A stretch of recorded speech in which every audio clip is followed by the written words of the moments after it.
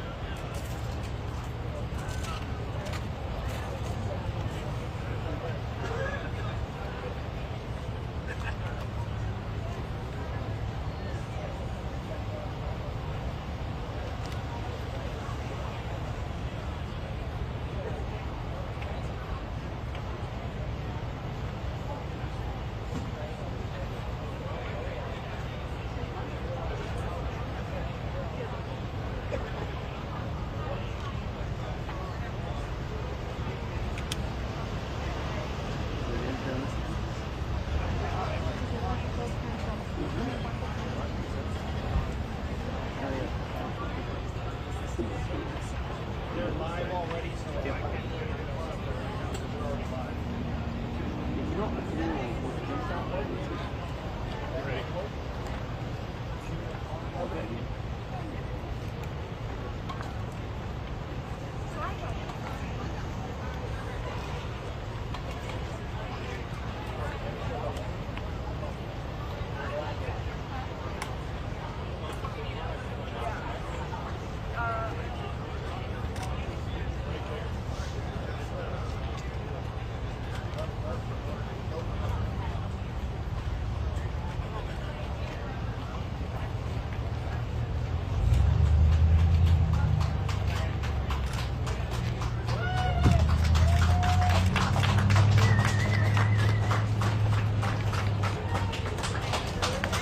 how y'all doing?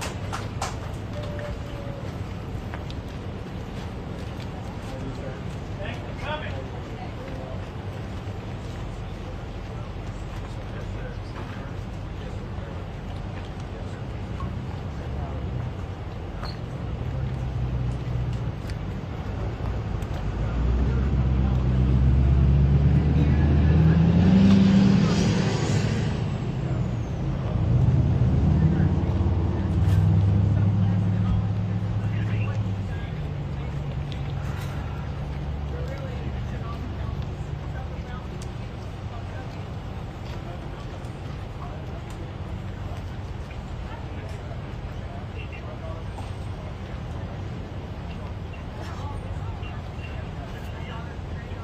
¿Ya le dijiste que grabar? ¿Ya les avisaste? Sí, ya hace rato.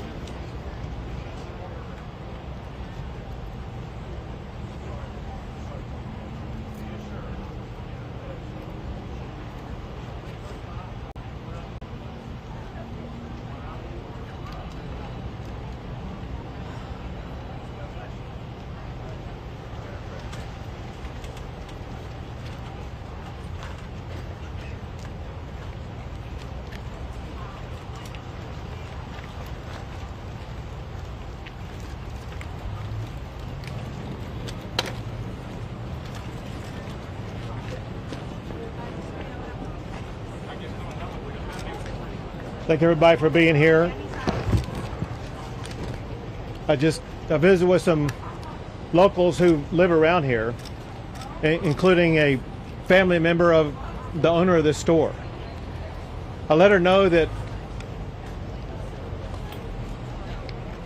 I first came to the store about 20 years ago, 21 years ago. Been to this store every year for many years. I've seen these little campers since they were just a little bit bigger than toddlers, young kids. I've seen them grow and mature into beautiful young men and women.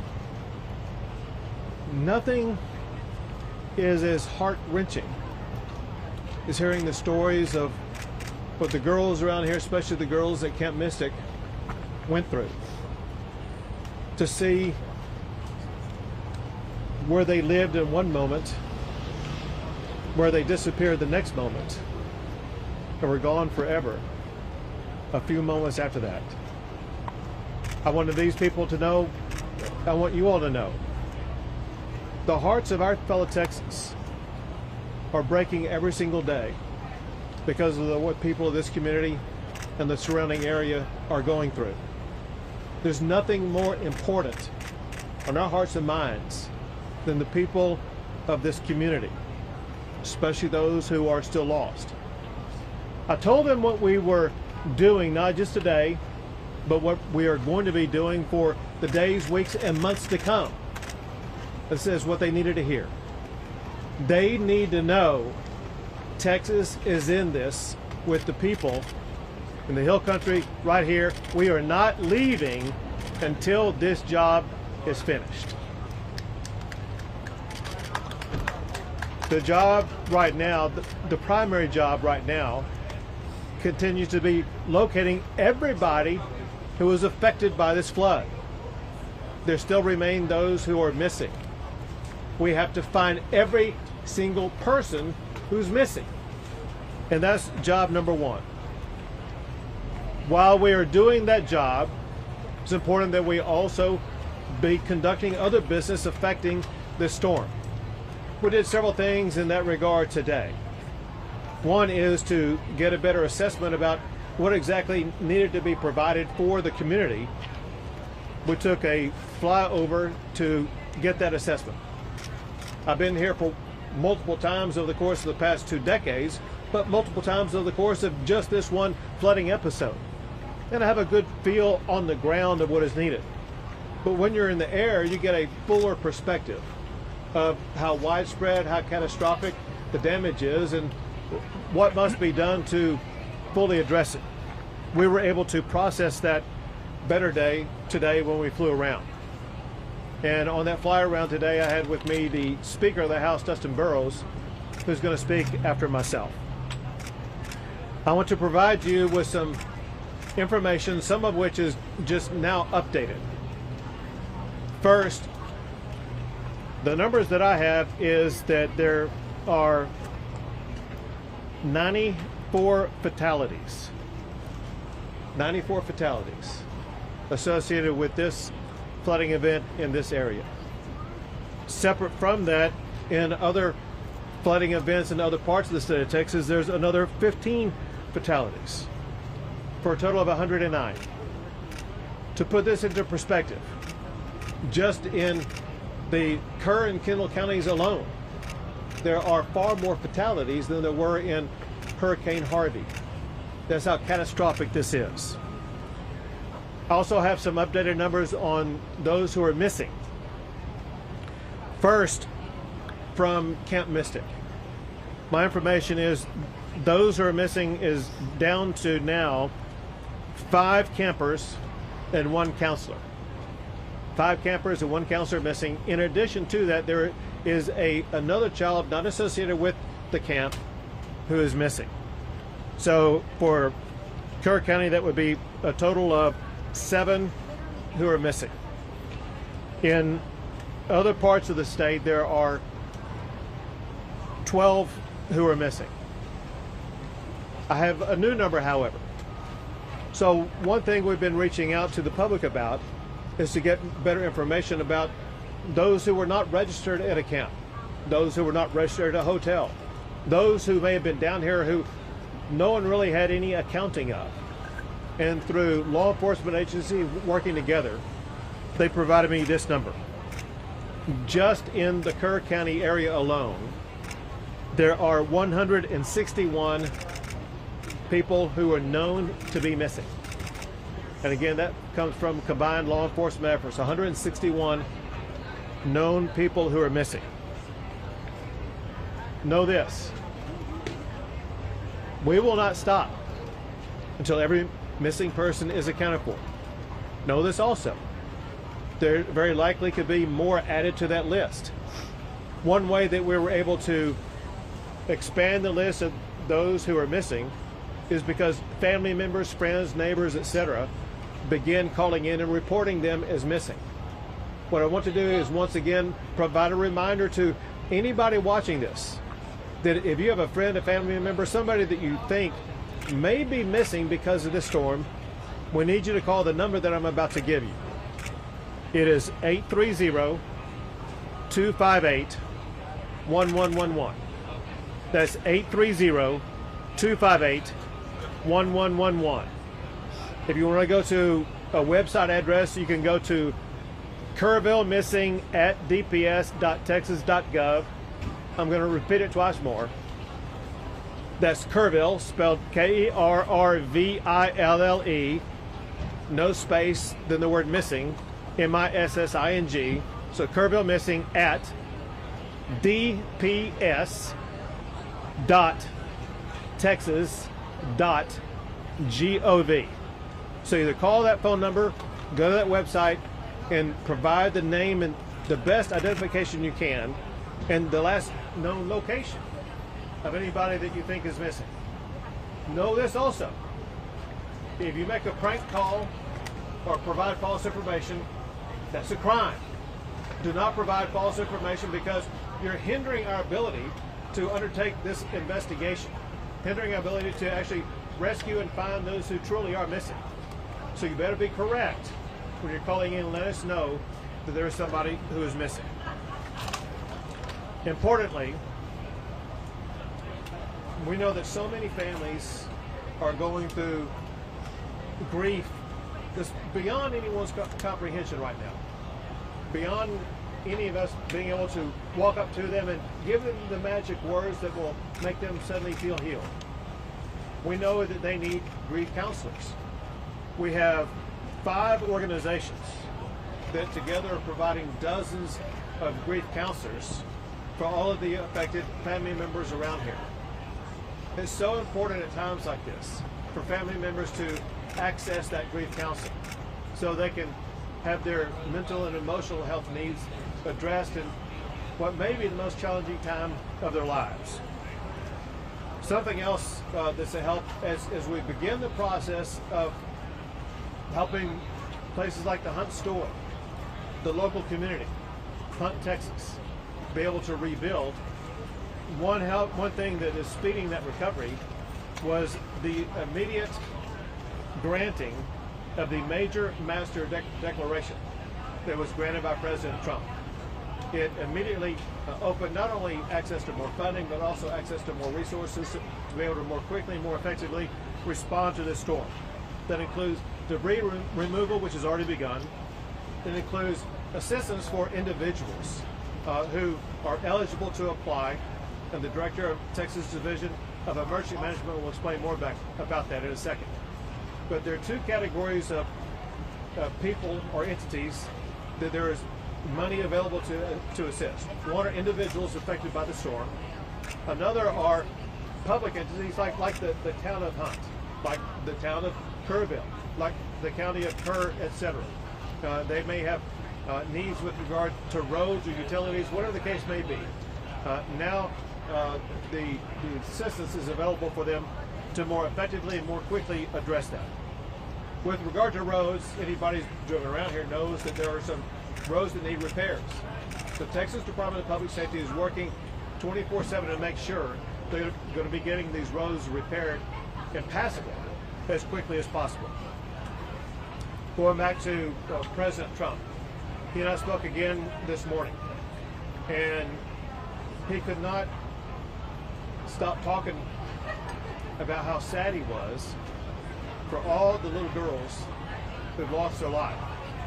He recounted his own understanding of what happened with what was really a tsunami wave of wall of water that swept too many of them away. And he cares a lot about those young ladies.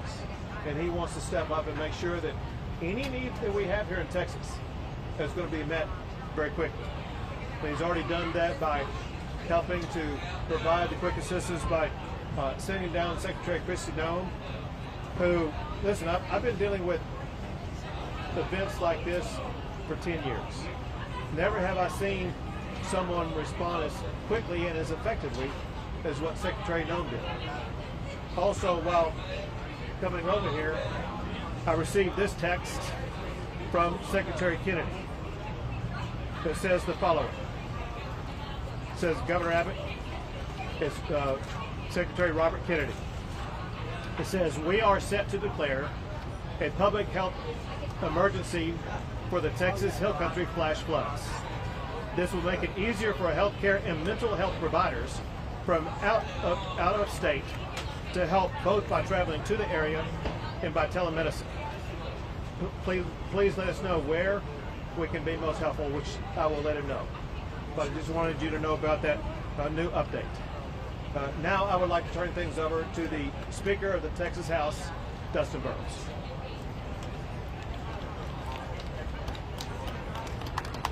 Thank you, Governor. First, to the members of the community and all those who've been impacted, the survivors, those who've lost loved ones, I know there's not any adequate words any of us can express to share our care and concern. But I want to promise you, every person in this state, every tip of it, we have held you in our thoughts, in our prayers, and we will continue to do so as you go through this. And you take care of what I know all Texans can endure. I had the opportunity to fly with Governor Abbott today over the damaged area. It is hard to comprehend the amount of water that came through in such a short period of time. It is unimaginable what the victims and survivors went through as they were faced with that, and we heard the stories about that. And looking at the debris and looking at the problems and all of the damage that's been done, I know there's a long road to recovery. But through that, we saw some silver linings. We saw Texas flags being flown proudly because we know people in this state are resilient. We saw people from all over the state coming together and working and volunteering and trying to begin helping rebuild and continuing with the search and recovery efforts. I have had members of the Texas House from all over the state looking for ways to help. You have a great local representative with West Verdell, but I promise you, every Texan, all 150 members of the Texas House have been looking for ways to help. Whether it's helping to raise money or wanting to do things, they are committed to it. I want to thank Governor Abbott for saying that we will address these issues in a special session in 2 weeks. And I want to assure you, the Texas House will be organized, we will be ready, and we stand willing and able to listen to the community and experts and do all that we can to help address it from this perspective. So thank you all very much for the opportunity. I'll turn over the microphone.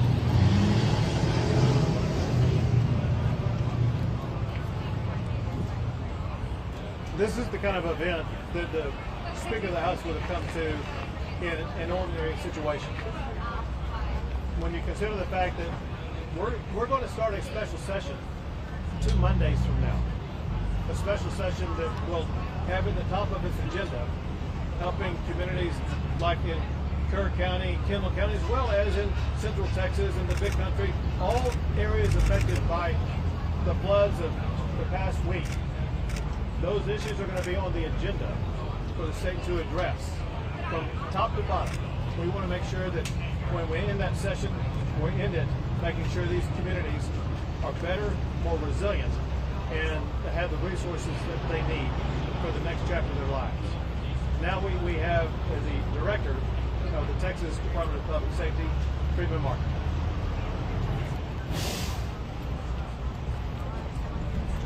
Governor, thank you. The governor said it, we have 109 fatalities and 161 missing. Every asset and resource that the Department of Public Safety has is being used on this response. We have 258 people just from DPS assigned here in Kerrville.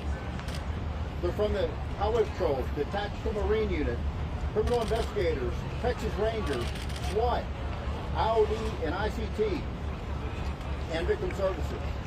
And you ask, well, what do all these do? Everybody does something different. Everybody understands search and rescue. When the governor mentioned 161 missing, the city of Kerrville stood up a line that if you can't get a hold of a loved one, if they're missing in the Kerrville area, call this number. That number grew to several hundred. These analysts worked with Kerr County Sheriff's Department and the Kerrville Police Department to narrow that down. People that have been identified as deceased, people who have been found alive, deconflicted numbers that have been reported twice, and we are still down to 161 missing. All I can tell you is there's nothing to celebrate about how well we've done this far, but there's a lot of work to be done. And we're thankful that the speaker standing behind us and the governor, the Texas legislature has funded us and we're properly staffed and equipped to respond to this. Just this last session, a few weeks ago, we were given 6 replacement helicopters and 1 fixed wing. That is exactly what we use to respond to these. I'll tell you another thing, we have plenty of resources, but at the same time, we're not turning down one resource until we recover every last person on this list of 161. So we have FBI, DEA, HSI, the United States Border Patrol, the United States Coast Guard, everybody working together under a unified command, and we won't stop until we finish. A couple things. Right now in Kerr County, we have 3 Zodiac boats and 26 DPS personnel from the Tactical Marine Unit and the Texas Highway Patrol continuing searching. I'm in constant communication with the Travis County Sheriff, Sally Hernandez. They are helping us at the medical examiner's office, and at the same time, they have as many as 10 people that are missing from Travis County. As we pulled in the parking lot, I got off the phone with the sheriff from Williamson County. They just recovered their last victim. They had 3 people that were swept away, and just minutes ago, they recovered their last victim in Williamson County. There's a lot of big work to be done in Kerr County and Kendall County. We will continue to grow this and add additional agencies as we go forward. But the governor's right, we won't stop until every last body is recovered, alive or not. So thank you very much. Thank you, Governor. Now, General Seltzer with the Texas National Guard. Thank you, Governor.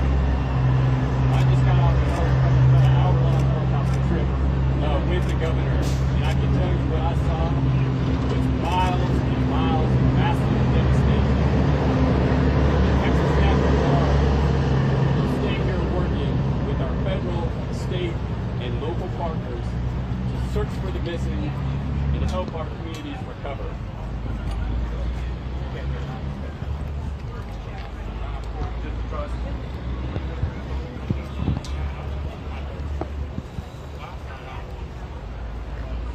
We will continue using assets such as search crews on the ground, high-profile military vehicles, Black Hawk helicopters with rescue hoists, and heavy Chinook helicopters in order to conduct search and rescue, evacuation, and to insert critical safety teams into austere areas to help life-saving. Aiding us in the effort today is the arrival of 4 Black Hawk helicopters from the state of Arkansas. That grows our agency count to 13 helicopters in support of this effort. Additionally, overhead for the last 3 days, we have had MQ-9 Reaper remotely piloted aircraft conducting search and rescue operations. We are working with other states to get additional crews to support so that we can expand the coverage of that search and rescue operation. And lastly, we have shelter management crews that are working within the community to help those in need. I would like to close by saying something that the governor has said many times before. He said it many times today, but I'll emphasize it. Your National Guard will not leave until every person is found. And we will not leave until our communities are recovered. Thank you.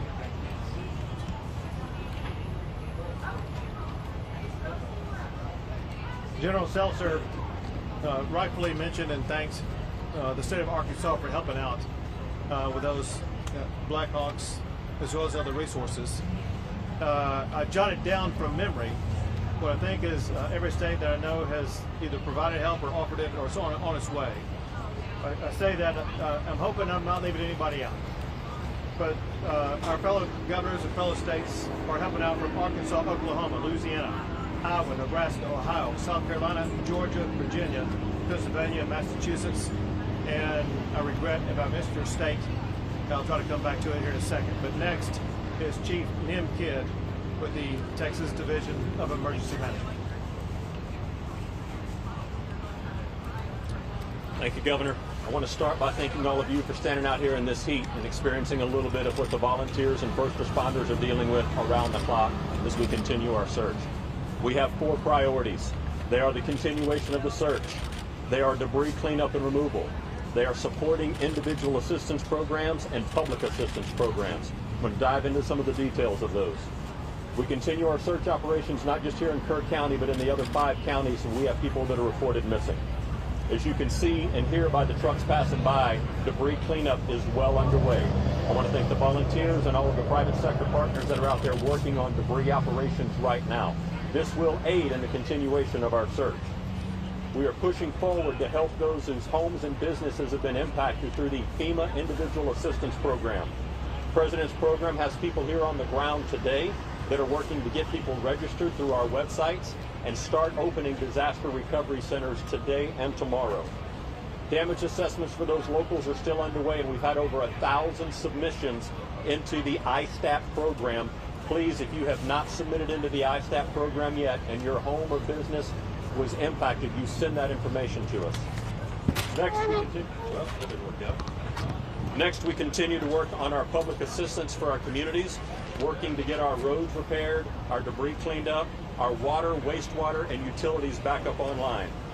Finally, I need your help in getting the message out to help keep the roads cleared. You've seen a lot of damage in these roads as our TxDOT crews are out trying to repair those roads right now, while we still have a lot of traffic in our emergency operations. I want to thank you again for your time and your patience in helping us get this message out.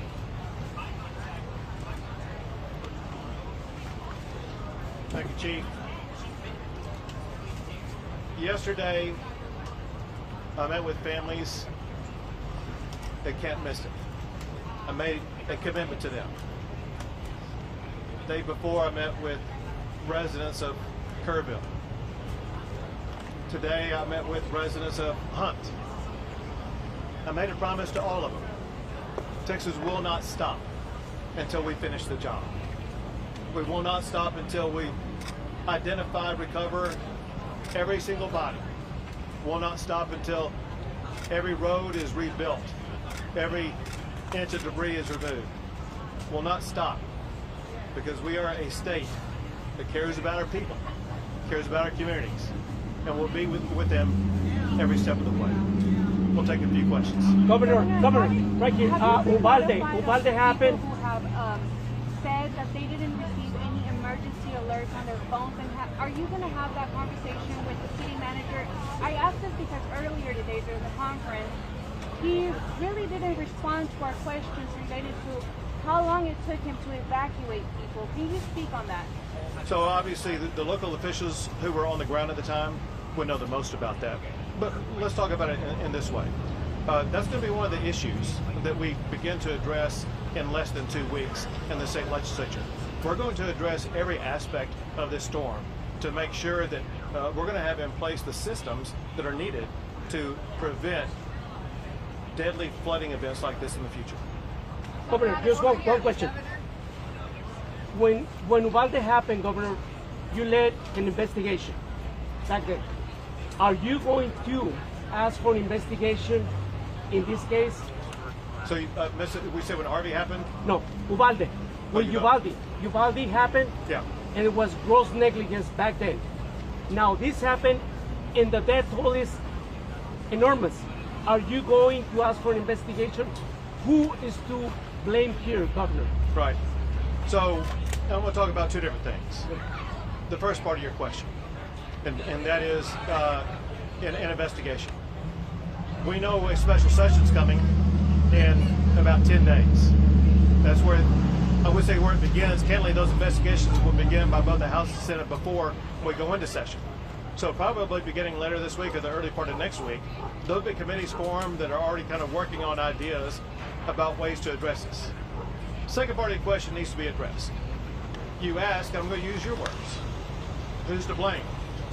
Know this. That's the word choice of losers. Let me explain one thing about Texas. And that is, Texas, every square inch of our state cares about football. You could be in Huntsville, Texas, Houston, Texas, any size community, they care about football.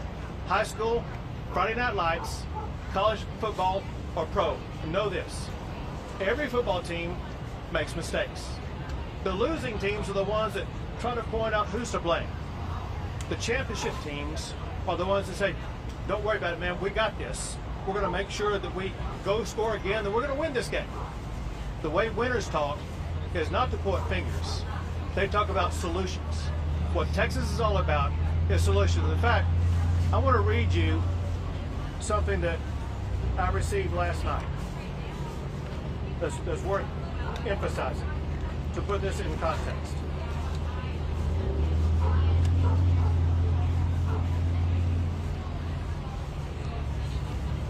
Tragedy has come. That part is done. What we do now, who we are now, that's what the story is still being written. Let it be one of grace, of grit, of fierce love in the face of grief. Let it be the kind of story that proves that the hill country may flood, but it does not fail. Say what you will about Texas, but when the rivers rise, so do we. Not with blame, not with bitterness, but with boots on the ground, arms around strangers, and hearts wide open. That's the Texas I know, and that's the America that I believe in. What this person wrote is what I know is true for all Texans, and what we will achieve every single day. Governor Abbott, over here, sir.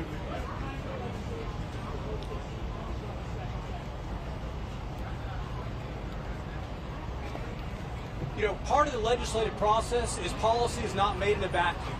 We have ideas. I've served on 2 investigatory committees out of the House before I was Speaker, both Uvalde and Panhandle wildfires.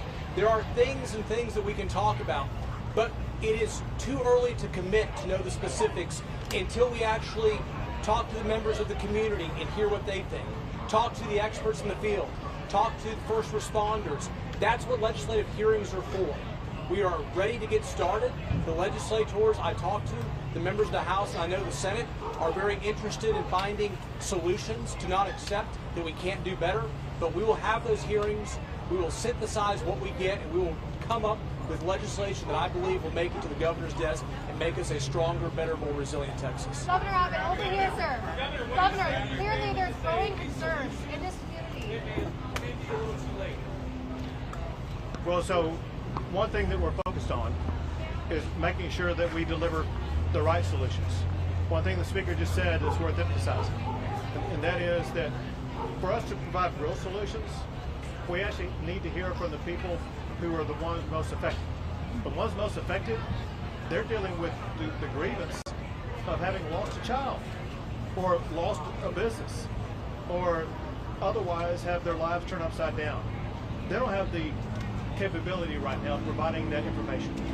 We'll talk to local leaders, importantly, not just here, but across the state. And we want to make sure that we address what happened here, but at the same time, we want to make sure that we are able to implement measures that are going to be able to prevent loss in other regions going forward. So we have our work cut out for us, but I know the members of the House, members of the Senate, I know we'll work and get some meaningful things done. Governor Abbott, over here, sir. First of all, we want to acknowledge the superhuman work that's happening to support these rescue and recovery efforts, but there are growing concerns in this community about who is in charge. During those critical hours, when the first alert came in at 1:14, and when the wall of water arrived here just before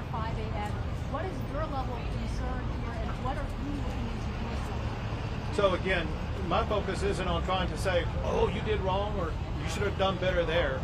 My job is to bring Texas and Texans together and make sure that we immediately start delivering on solutions. You talk about the heroic effort, and no one has seen the level of response as what Texas has provided over the past 4 days or so.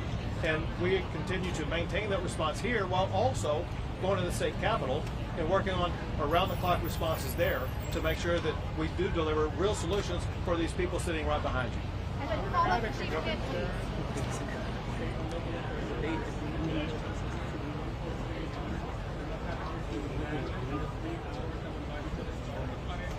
Sure. So what your question is about what local officials knew? You'd have to ask them. What the state was aware of, the state was aware that there was a possible serious flooding event days in advance, and we pre-positioned assets and resources and personnel. And remember, the flood began on Friday morning. We originally positioned those assets, resources, and personnel on Wednesday. Then when greater clarity was discerned on Thursday, we moved them closer, added, and made sure that we had adequate supply going into Friday. So we were ready with the resources on the ground to be able to quickly respond. Some people say, well, we responded so fast. One reason we did respond fast is because we had assets here already. That said, we didn't know the magnitude of the storm. We knew that there was a flash flood warning. And if you're in a flash flood warning, no one would know that would be a 30-foot high tsunami wall of water, I don't think. But all I can tell you is the information we had, the state had, and that we acted on, was information that catalyzed us to begin putting assets and resources in place 2 days before the event happened.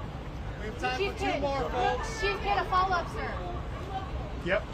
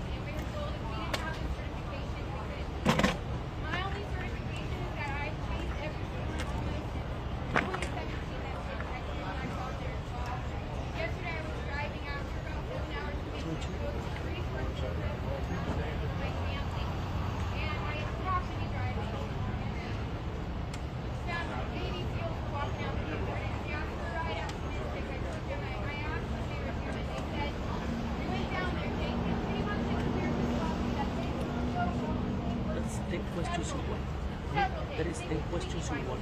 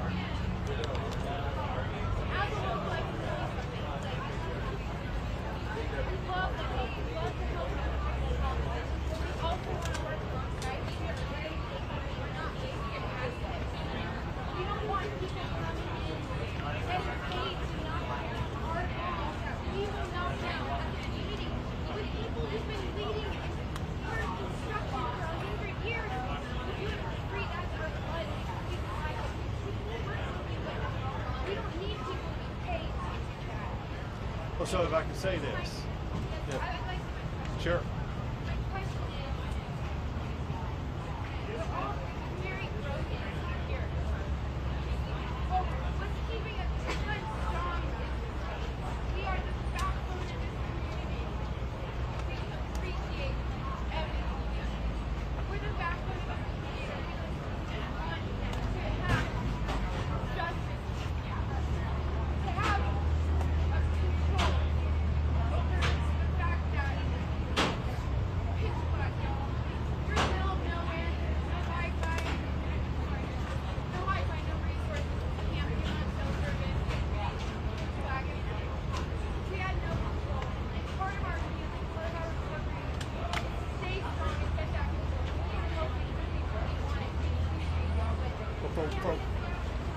Yeah, well, It could be me. It could be anyone. I'm gonna connect you with someone. Yeah.